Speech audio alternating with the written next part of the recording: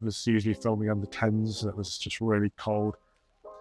And I said to my girlfriend, like, this will be the last season I do in football. But the academy manager had this thing about if you quit in the middle of the season, you were kind of an offender. And that was as big an offence as you could give to him. So I mean, there's a few things in football I really wanted. One was like a tracksuit with my initials on, which I got, and it's actually not as cool as you think. And then another one was to be a football manager, which is, I'm joined by Jack. He's a long-time friend, actually, Jack. But he's also the head of data analysis at Coventry City and a long-time football manager fan. We used to sit around in our little house and play football manager and discuss our saves. I don't know if you remember that. Do you wish to play Manchester United? I remember one year I was Mechelen. Mechelen, in the Belgian league. There was a few decent players in there that people got their claws into because we used to play network. Well, I think once we tried networks, but it got pretty vicious, did that? So it did. Agreed not to. I think one of us was Spurs and one of us was Aston Villa. And there's probably me as Portsmouth, and you probably chose some Spanish team or something.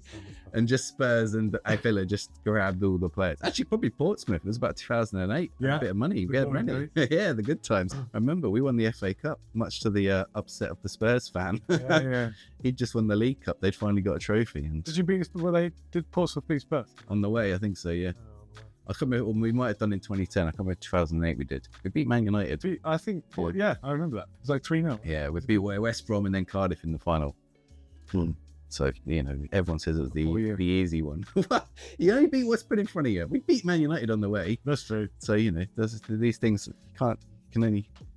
every team sometimes gets an easy cup run. We'll give you that. Haven't Waterloo got really far that year as well. They faced Liverpool in the third round. And they played, I think, Roberto Martinez, Swansea. He was Swansea boss at the time. Yeah, they beat Swansea, I think, yeah.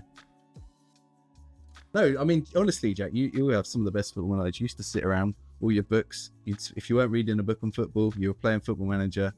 But when we were at university, you were studying history? Well, I mean, that was what the course was. Yeah. I think I studied football more to obviously, hence, obviously probably prepared me to enter the profession. But I think it was easier for me to do that because I really liked it. But I always struggled academically, definitely. But I think the time that we got the history course, that was around the time that like the likes of StatsBomb and quite a lot of the data movements, post Moneyball, I suppose, you could get your teeth into a lot of that. And I think I read a lot of the early stuff and just sounded more knowledgeable than most because I just happened to read these kind of things in my spare time. So yeah, my degree was in earnest of football education, and there was some history alongside. But there wasn't the university courses so a lot of people coming now into the industry that I work with have done sports degrees. I'm glad I didn't do one, to be honest, because I think it you can be quite out of the box, very similar to a lot of the graduates we work with are quite similar. And so I think probably I have a different view on the game because I didn't do a degree with it, basically. People are always kind of a bit like history, like where's that come from? But it gave me good skills, I think. Yeah, it gives you different skill sets. Like I think when you look at your journey, like it's not a conventional journey. You were never in the game to start. Like you were just studying your degree and you went through and you worked to, let's say, a regular job. Yeah. And then you just started volunteering and stuff. I mean, where's that transition, do you think, happened from? Go on, tell us a bit about, your journey into football from regular Joe. Yeah, I got lucky so many times, and it is interesting to reflect on how I think the more into the industry you got, the more your chances return for you. So people in the industry just have a kind of default advantage in the sense they're in the industry, right? So luck lands in it in a much more impactful way. But I remember saying to my girlfriend, then wife now, that multiple times, like, this will be my last season. And I think I had skipping ahead a bit, I did some work with a non-league club voluntarily. And I remember I emailed them out of the blue and they replied and just said, the email you wrote was kind of well worded and you used full stops and stuff. So maybe the history degree in the essay comes, but they said, we sort of knew you weren't going to be crazy. So I got a job as an assistant kit man, Leamington FC. And then I was able to express a desire around coaching them because I wanted to be a coach then because it was the only job I could foresee paying the bills, basically. But now it's a different story. And I don't like coaching. But yeah, I remember I went eventually to Northampton Town as a volunteer analyst, and it was like driving an hour for no money. It was usually filming under 10s. It was just really cold. And I said to my girlfriend, like, this will be the last season I do in football. But the academy manager had this thing about if you quit in the middle of the season, you were kind of an offender. And that was as big an offence as you could give to him. So I always said to my girlfriend, this is the last season I'll do, because I knew how much he hated people leading in the middle. And you never know when you might need him again. But usually from the time I said that to the end of the season, something changed.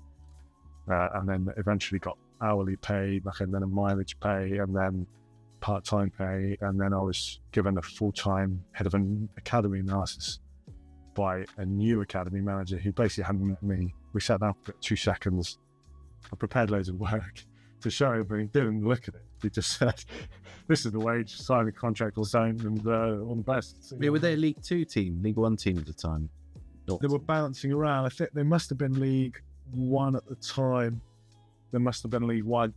Money was all right, I think, for that. But it's interesting because that's like, it's a data analysis on the academy, so it's not even like the first team. Yeah, I think I was the only full-time Cat 3 analyst maybe in the country. I don't know. That's quite a claim, isn't it? But definitely in the region. So we played South West.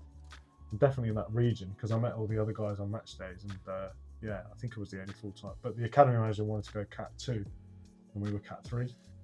So he just had to staff up, basically. So again, it's just a luck thing. Like, if he hadn't have taken that role, I wouldn't have been given the job. But then, sort of right place, right time. Yeah, definitely. And that's kind of my career. And then subsequently applying for jobs, which I did at Leicester City, they saw I was full-time, and they were like, oh, that looks great. I think I must have been full-time for about 4 months before I got the job at Leicester.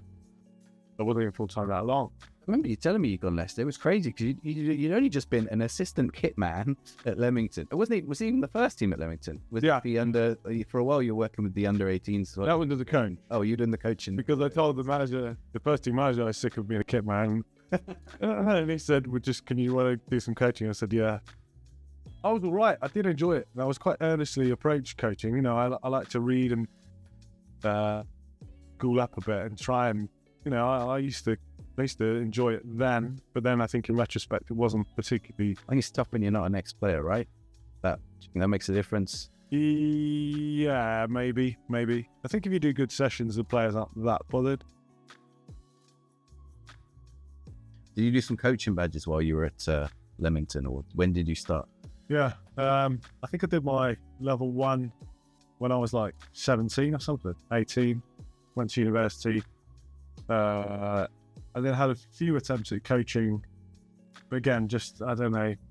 It was not the most enjoyable, and without your own transport, it's always hard anyway. But then picked it back up post uni, did my level 2 when I was with Northampton Town, because they were able to write me a letter of, this guy should do his badges. I think it was tenuously to help me be an analyst, which at the time was literally just filming youth games. And then I did my B license 2021, I think. And again, it was probably it just because it's a long time from enroll to completion. So like at that point in my life, it was quite important that I got it, but actually in retrospect, this never come up.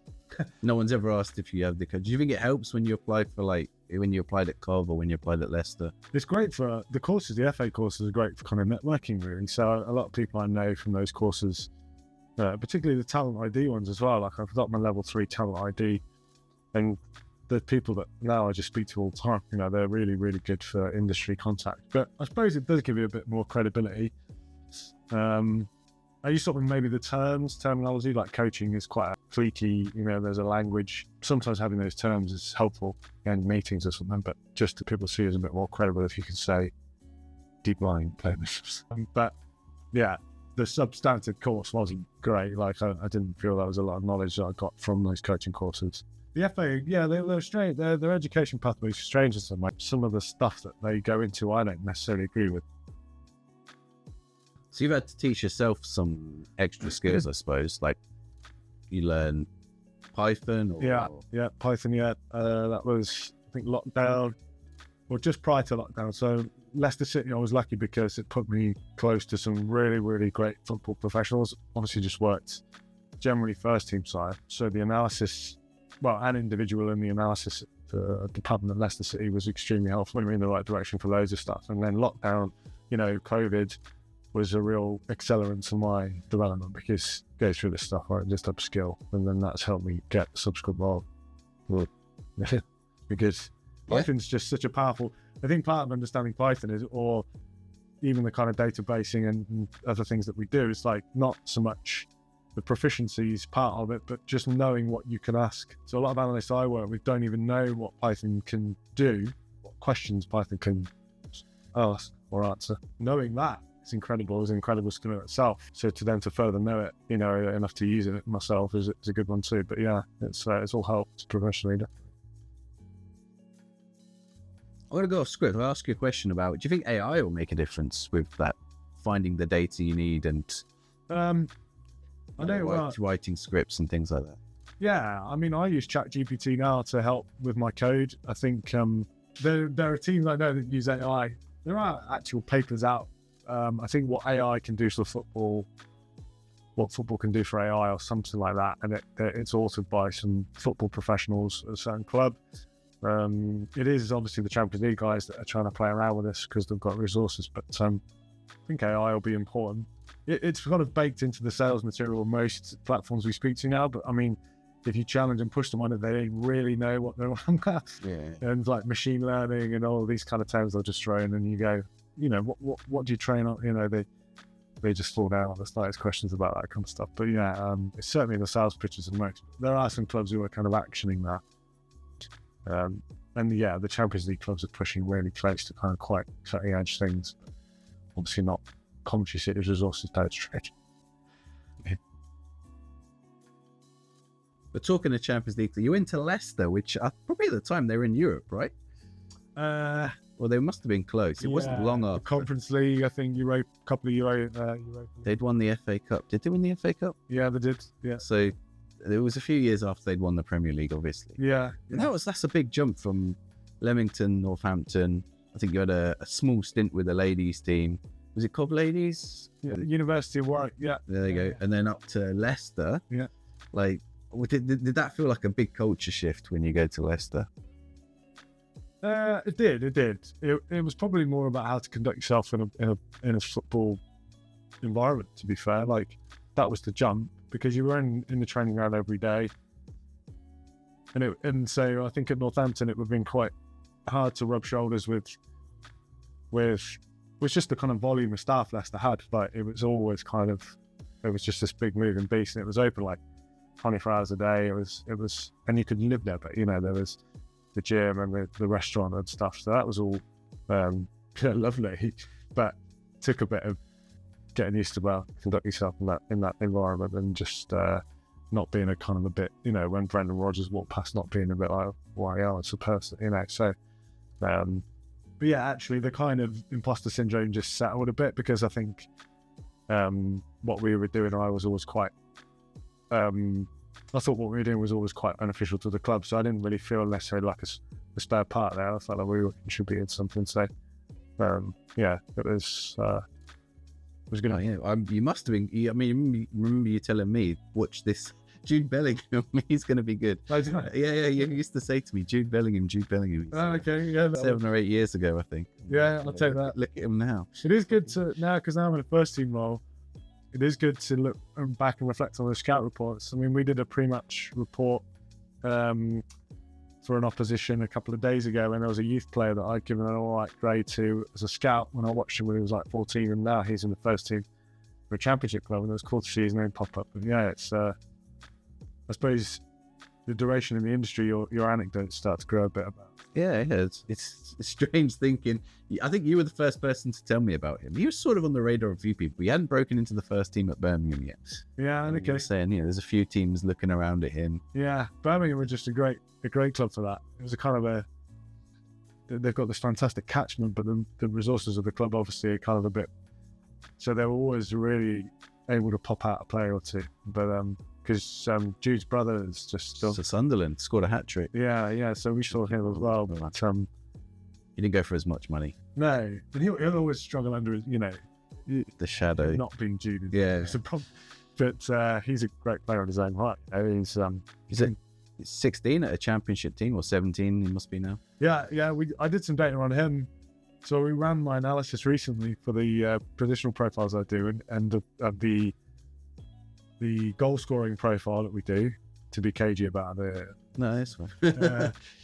Jude Bellingham was top, and I was like, thank God for that, because like if anyone should be top at the moment of my European, it should be Jude Bellingham. Oh yeah. And if he's not there, the analysis is wrong. But luckily he was top. But we ran Job as well, and his numbers were really good as well. So yeah, it's cool to see some of those guys. But I think you maybe just remember the ones that I said. Look at him, and it's. But you definitely pointed them out as like a special talent. I said probably 10 others that have. Maybe. Yeah, definitely not. I just remember Jude. I don't remember what it was about it, but yeah, he's I mean, do you think Football Manager gets that right a lot, or do you think there's a lot of hit and misses? I remember we used to sit around and we'd be chatting. We'd be chatting Bojan, actually. That's who we'd be chatting. He'd be the next Messi. Yeah. And the guy we lived with, he was obsessed with Bojan. He'd always sign Bojan for Spurs, and he never quite made it, did he? But he did get the few that crack on. I don't know. I think with Football Manager, it's interesting. Like, there's obviously like famous over the years players in that game, like Kennedy back in the day, right? So I really like Football Manager's take on young player, like the wonder kid vibe. But I think it's so hard once you're in the industry to someone like Ravel Morrison, maybe, where you really have to have everything to get to the level. Even it is very, very hard to be a top professional player, and even a Premier League player. It's just extremely hard. I think some of my professional progress has been on basically under players that people tend to think are going to do well. I'll just always say, no, I don't think they will, right? But only because the base rate is so low. It's not any kind of great scouting or insight from me. You just have to have everything, and that's mental, physical. I read a quote the other day, and basically, like, there's a lot of physical data moving into the game now, and they were saying if you can't do this 7-kilometer sprints, you're not really looked at. Oh, I know. Amir Harit was saying this. Yeah, so that's what. Yeah, and he, I don't know. I think he's probably right. I mean, I'm aware of at least one club who use physical data. The scout rings the club, and they say, "I looked at this guy. What do you think?" And they'll look at his, kilometer an hour outputs and just write him off if he doesn't hit a threshold. And you just think that's such a bad. They'd never got Messi. No one would ever got Messi if they'd have done that. No, exactly. His physicals were never up. But like, I think you do have to. And that probably was something at Leicester that was the case. It was the physical side, and the diet side, particularly, and the prep side. I mean, they struggled with injuries towards the time I left, which I think is just random. The new training lads seem to have some influence on that. But you have to have everything. And if Ravel Morrison or anyone, maybe I shouldn't. If any footballer doesn't, I mean, he's still a top level footballer. Yeah. He's like, I don't know where he's. I think he's like in Championship at the minute, isn't he? Yeah, but he's done a bit abroad. But I think he might be in Turkey actually. You have to have a professional. You have to have everything, because and it's very difficult to have everything. And even then, it's not the easiest. I wrote something about.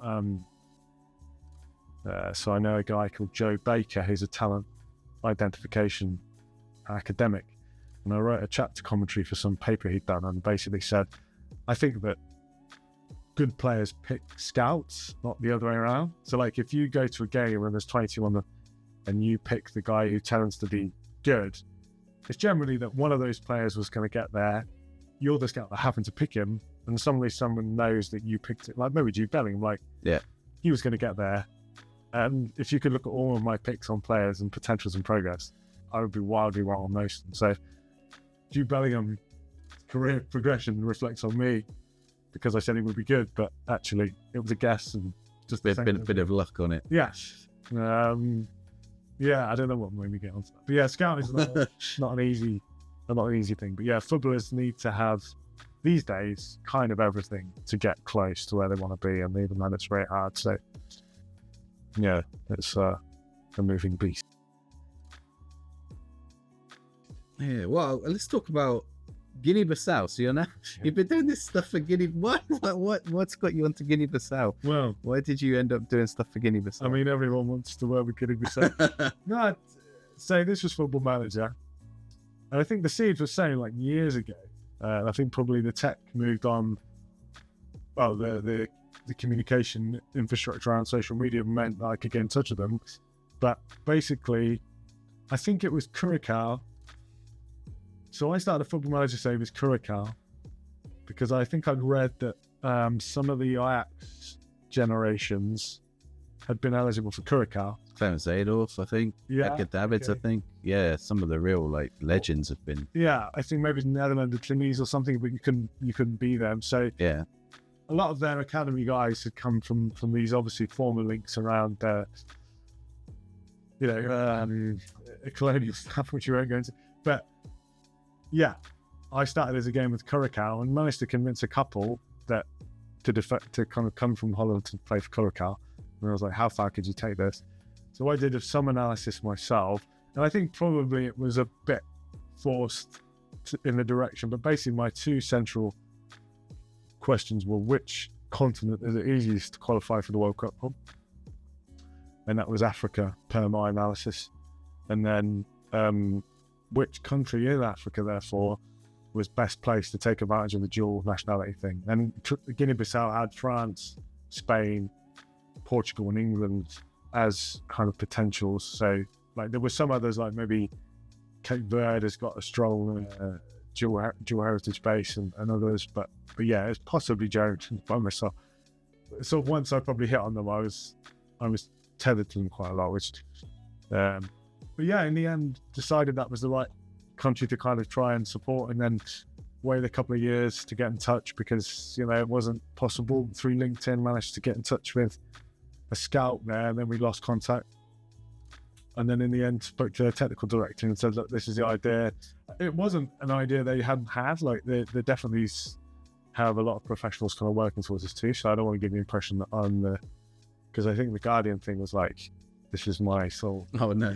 Actually, it's a little bit colonial, that, isn't it? The white man savior. Yeah. No, maybe we don't go. It was, and I was really at pains to say, like, look, like they know that Beto can play for them.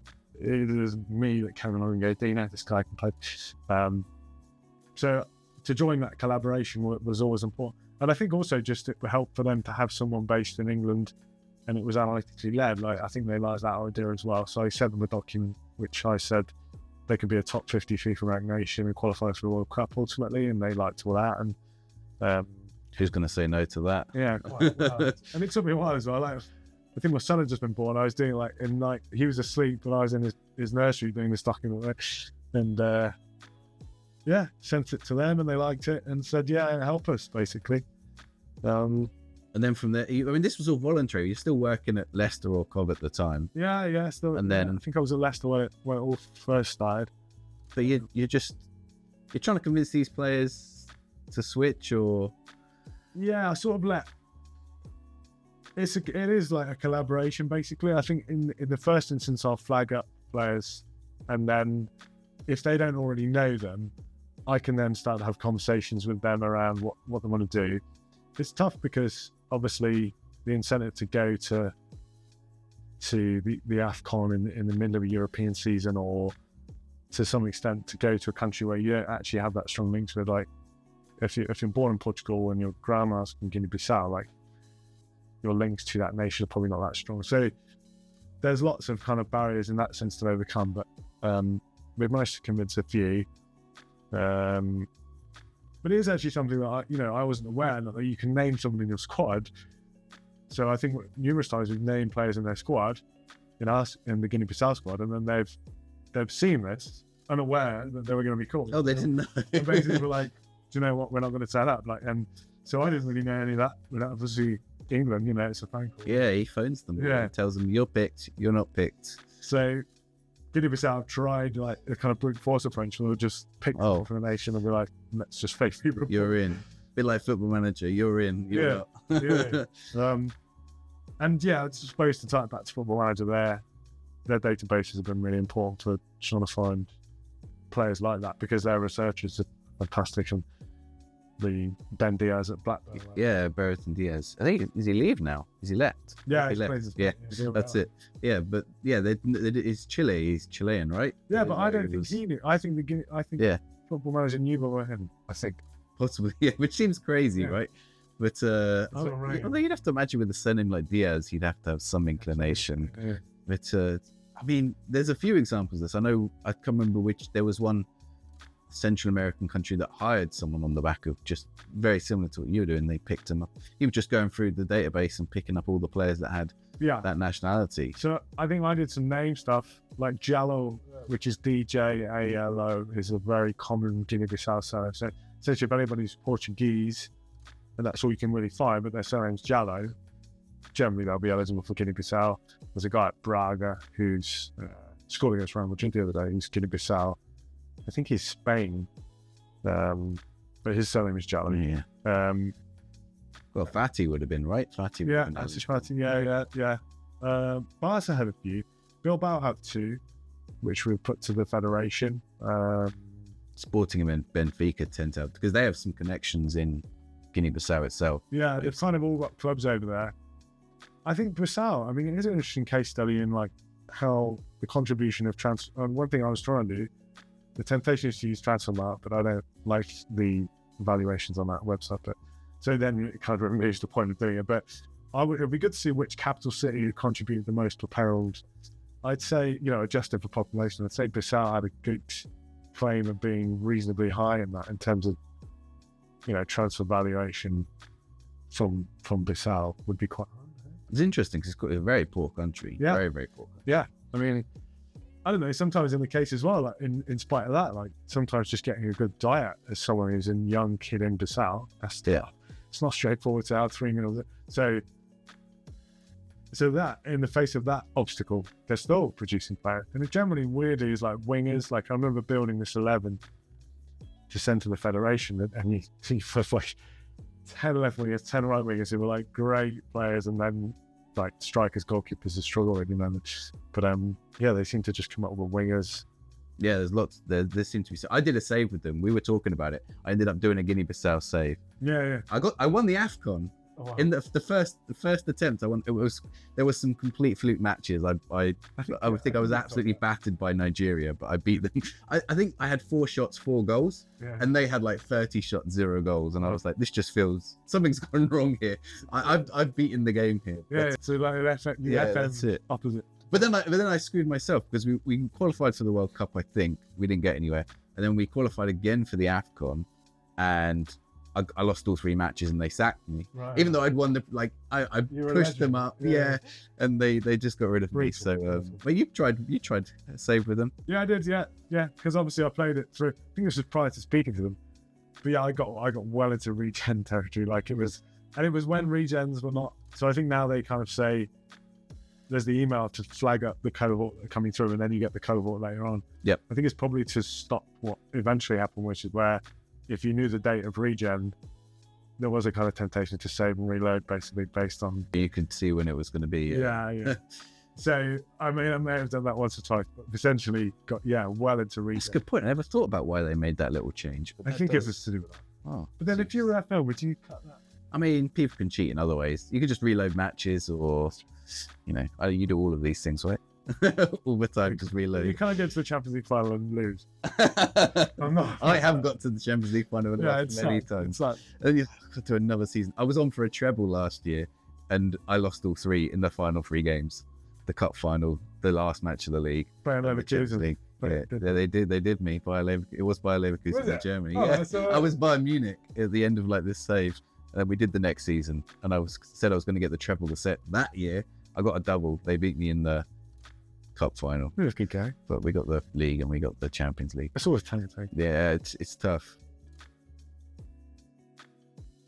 I mean, what are you doing on Football Manager now then? I want to know what you're like on. Well, it's hard to play. I have a 15-month-old son. Okay, yeah, obviously. So free time is a premium. But I've tried to port it. I think I've tried, because the game has become a lot richer.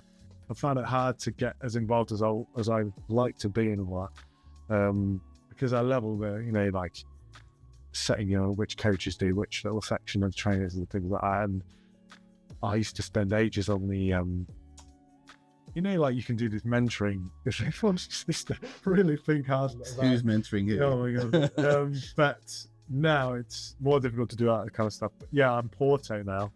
suppose treated tight. So, and also not to be too up myself, but I'm on the game.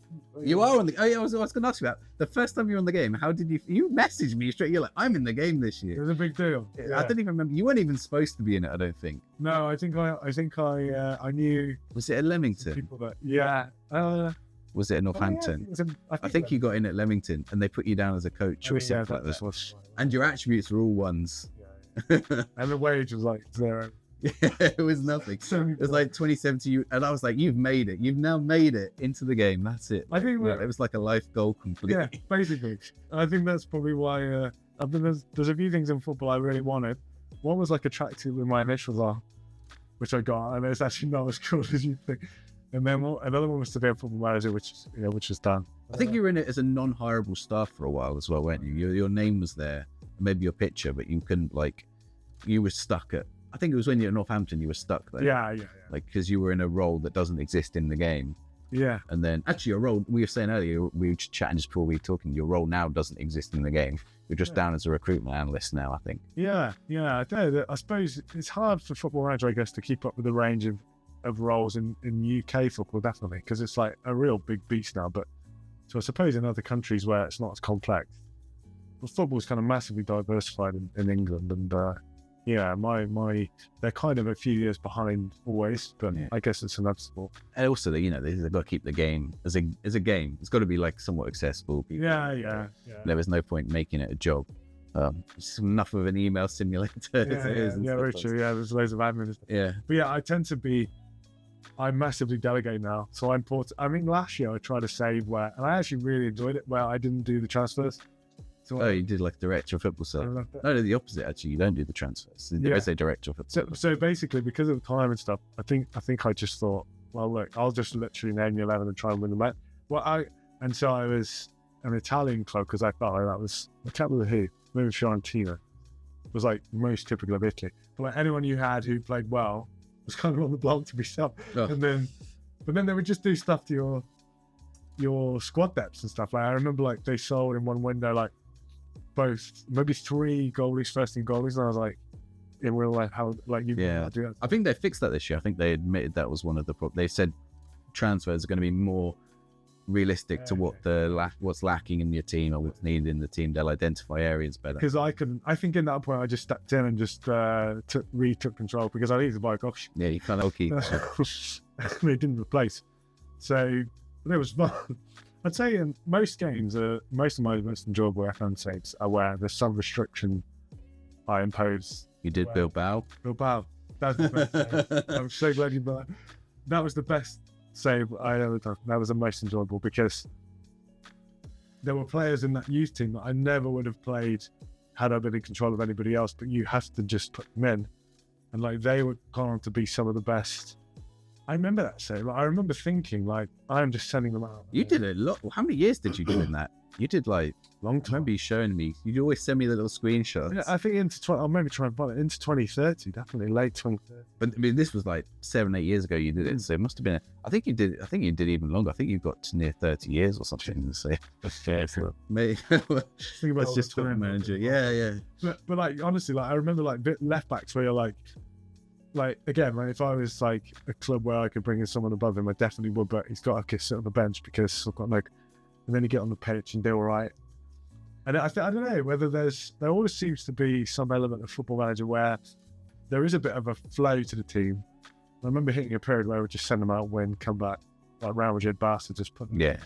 And I left it. That was really good. But yeah, some kind of restrictions great. I don't like taking charge of great teams and just carrying on winning with the love.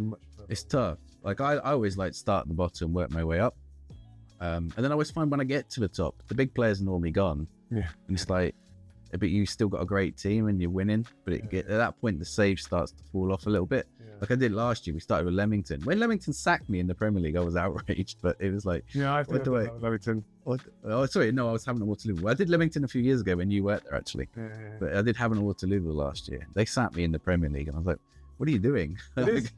I tried to do that. I did another Bilbao save recently, and I didn't get that far in.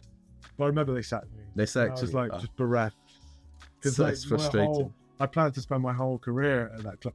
And then I think you can buy 16-year-old Spanish players. So the idea that they'll take the Basque. Oh, they can. So I'm actually at Gavi. And then I remember having to renew it every year because like it was just absolute swarm. So he was on just 100k a week by the age of 19, but he just winning games on his own. So that's a good tip for people. You can get 16-year-old Spanish players. There you go. Grab them in with Bilbao. A few people like Bilbao's always one of the interesting ones. There's a few like that. I think there's a Portuguese team that has to take on Chinese players. Oh, right. Yeah, which is an unusual one. So there's a few like odd ones around there. There's a Belgian team that has a certain nationality as well. They have to hire. Or at least the Bilbao, they're like in the areas. Yeah, because the owners and whatever. I think it might be Shengwei Dragons or something like that. They're called something like that. They're in the Portuguese third or fourth tier. Fourth tier, I think. They sound, yeah. Yeah, it's good. It's very, no, they're called something Dragons. Yeah, it's very odd. Like, what, do you hire yourself in the game? I've tried. You've tried. You don't never want to move. Always said no to me. Well, the reason I mentioned that was because I have to make a fake manager because I can't have two Jack Coles's in the same world. You call yourself a different name. Yeah, and like, so the one I as a Porto save, I've created a Guinea-Bissau coach. Okay. I just took a very generic Guinea-Bissau name. So he's the guy I played. Is he Jack Jallo? No, I don't think. I can't remember. That was shoot typical. There's a lot of Cisse's as well, isn't there? Which I think a few of. It was Senegalese more Cisse. Yeah, actually. I think so. Jallo, Jallo is the common one. Someone added me on LinkedIn post the Guardian article, and it was like the most typical Guinea-Bissau. It was like Idrissa Jal or something. Yeah, so I'm a Guinea-Bissau and I've hired loads of Guinea-Bissau staff. But I think might be a good time to say, it'd be good to do a Guinea-Bissau save if people out there want to do one, because it makes the game have to invest in researching this more. Oh, there you go. Yeah, you can. So I mean, like maybe like the San Marino challenge. People used to do the San Marino challenge. Yeah, I don't think you can't because the team went bankrupt. Oh, they disappeared, so they're not in the game. I've forgotten the name of them. The San Marino. I think they're just about back in now. The San Marino's team. Okay, so, that's good news. But yeah, if people want to do the Guinea-Bissau challenge, win the World Cup, win the AFCON, that'd be great, because it means the game makers will have to do more to research Guinea-Bissau players because they'll be popular, and that will help me. So people do that. People will get their name out. I think players do get a bit of reputation on the back of Football Manager sometimes. Like, do you ever see a player on Football Manager and think he's got like they've rated him well? Like, should I look at what he's like in real life? I must say no. Okay. Only because of like, I don't know that I just. It's a legitimate way of doing it. I think there's some clubs so we've spoken to Football Manager about using their data. I think the technical 1 to 20 kind of thing is of the least interest to me, but they definitely have information they've used to professional football clubs. So I've spoken to them a bit. We didn't get much further with it, but they haven't played the game, right? Like, so contract lengths and release clauses. Oh, just so that kind of data is helpful. Injury histories. There was something we were trying to build through transfer flows. So we wanted to see if there was any way, obviously common flows into Europe before you come to the Premier League or into England. Generally, you'll stop off at a club, maybe like a Belgium or something like that, coming from a place where we can't sign. And we just thought, what if you could analyse that, cut out the middle place and go straight to source? That's all work that we still need to do, but that would be a good idea. We don't have the data. No, it's Football Manager, doing well, you think it might be a bit too costly. Unless you just get the game and just do it in the game. Yeah. Well, so what are you gonna? So you're gonna do your Porto save this year? I try. I played a bit yesterday. I think we're not even through this is just not my pace, right? Because the old 2040 trial year I could get to just can't do it now. No, it doesn't. I think I've played maybe 3 pre-season games, and I've been playing it about 4 weeks. So yeah, it's not been great. Well, there's been a lot of staff to hire. Been busy with with all the small work. Yeah, and then I've tried to take control of transfers, but quite a good feature this year, and it is you've got real world transfers. So they moved it on the date they do in real life. So I'm just sort of waiting for Porto's real life transfers to happen and stepping out of that. But yeah, let's see what happens with it. It'd be good, I think, trying to get Guinea-Bissau staff in, because I did hear a rumour if you have lots of Guinea-Bissau staff, your regen intake becomes populated. So even in this save, you're trying to get Guinea-Bissau. I'll never. That's it. That's your team now. Yeah. Look, like forget England. Yeah, they really want to win. Well, I've been watching them at the AFCON. It'll be really interesting to see how well they do. I don't think they've won that. It kicks off soon. It does, yeah. Just after Christmas. Yeah, I think have they qualified? Yeah. And that was one of the big drivers in terms of convincing players as well. We could say that so Carlos Mane has been like the big guy that we convinced was helped by the fact that he'd be playing the tournament. He's like, this would be the last international tournament, probably Trump. So he's going to go and do that. Well, he played for Portugal before. Youth, all the way through his youth. And at 29 now, was kind of able to say, we don't think you're going to be playing for Portugal. It's tough, isn't it? Like, at what point did those players either give up that chance? Or I know the FIFA rules have changed. Yeah. Which probably helps. Yeah. We think... I'm trying to get data on it. I spoke to a different provider the other day, and we couldn't really think of where to have it other than FIFA. So I've gone just direct to FIFA, waiting for them to get back to me. But essentially, dual heritage players, what age do they tend to win their first cap? Because if we can show the curve diminishes, like if at like 22, no one of dual heritage is ever called up to the primary nation, we can say to players, look, by probability, you probably won't be selected. I think that'll be a big one, but can't get all the data at the moment. If anybody knows where I could go. You can get in touch with Jack. Data savvy. Yeah, that's it. LinkedIn, I'm on LinkedIn. I guess I'll ask you for one piece of advice. If someone who loves Football Manager wants to get into the real game, okay, what would you say? You've done this, you've gone through this path. Maybe some mistakes you've made, or some things that you think really helps them. Just do it.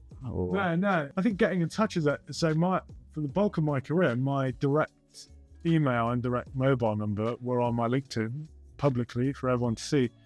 I must have got 3 phone calls in 3 years from people, and it was generally about trying to get into it. But there are accessible people in the industry who can help people get into it, but very rarely was I contacted. And I suppose it's because ultimately probably I couldn't have given anyone a job, maybe more so now, but just reach out. I mean, that story of Leamington, I see, like they said, we got your email and it was just well written, and I didn't demonstrate any football skill. I think the kind of foot in the door idea is not bad. It does tend to work if you get in and around a football club. But I suppose one thing I've seen in football is that either people try and know people or try and know about the game. I would always advocate knowing about the game, and I think the networking side will just look after itself. There are some people in the industry who just know others, and I don't know if that contradicts what this you just said, but like, if you know your stuff, that's always going to stand you in better stead than knowing a few people. Well, you'll network easier. You'll meet people. Yeah. Find. I know. So a friend of mine said he spent years and years befriending Owen Coyle. He worked at Bolton at the same time, and then he said Owen was sacked. And then where was he? His best mate, his ally in the game, was out of the game. I don't really think he got a subsequently equivalent role that meant that he could bring him in. So that investment didn't return it. But whereas if he'd have spent the time learning about the game and improving his knowledge, you're more robust to that kind of thing. So that would be something I would say, is just try and know stuff. And as well, I think probably don't read these stories that say, so there's a lot of these kind of job off the back of Football Manager. Yeah. I know loads of, I've The Guardian kind of presented that to me. It isn't really the case. I think it's just a lot of football professionals play the game. Yeah, you have an interest, right? So there's a correlation there, but it isn't causal. I think the guy who was at Reims, young, is it Wilst? Wilst still, yeah. So he played it, obviously, but he didn't. He's a great coach, right? Yeah, he came out and said it wasn't Football Manager. He loves Football Manager. I think it probably helps with your understanding of the game. But if you're that kind of minded anyway, yeah, you're gonna play that game. If you're interested in football, you're gonna play that game. Yeah. I mean, my job didn't exist when I was playing, but yeah, I think I wouldn't really necessarily say that Football Manager and being great at Football Manager and being able to demonstrate you're great at Football Manager is a way into the game. It's just that football professionals tend to have played it because they love the game. So I'd say don't invest too much in getting great at that. sending CVs saying you got Man United to the Champions League.